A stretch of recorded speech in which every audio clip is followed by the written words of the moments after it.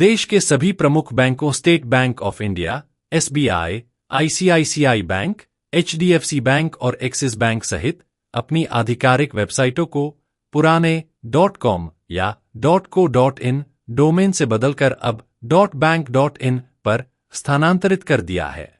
यह कदम भारतीय reserve bank RBI के निर्देश पर उठाया गया है, जिसका उद्देश्य ऑनलाइन बैंकिंग सुरक्षा को मजबूत करना और ग्राहकों को असली बैंकिंग वेबसाइटों तक सुरक्षित रूप से पहुंच सुनिश्चित करना है।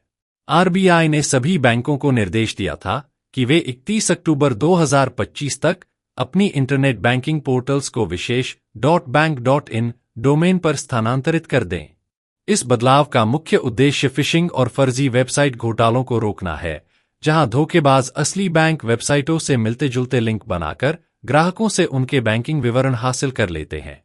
माइग्रेशन की समय सीमा पूरी होने के बाद अब ग्राहकों को सलाह दी जा रही है कि वे वेबसाइट का URL ध्यान से जांचें और केवल आधिकारिक .bank.in डोमेन वाली साइटों पर ही लॉगिन करें।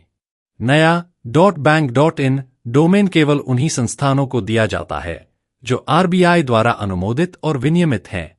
इसका मतलब है कि कोई भी फर्जी या अनधिकृत संस्था इस डोमेन को रजिस्टर नहीं कर सकती।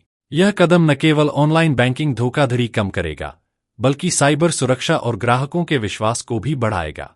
RBI की मई 2025 में जारी वार्षिक रिपोर्ट के अनुसार वित्त वर्ष 2024 से 25 FY25 में बैंकिंग धोखाधड़ी के मामलों की संख्या घटी है, लेकिन धोखाधड़ी की कुल राशि लगभग 3 गुना बढ़ गई है।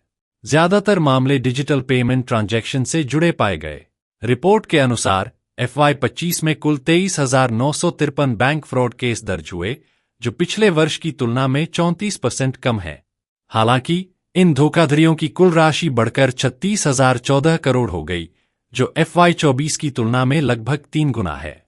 RBI ने बताया कि कुल रकम में वृद्धि का कारण 122 पुराने मामलों, 18,674 करोड़ का पुनर्वर्गीकरण और सुप्रीम कोर्ट के 27 मार्च 2023 के आदेश के तहत पुनः रिपोर्टिंग है।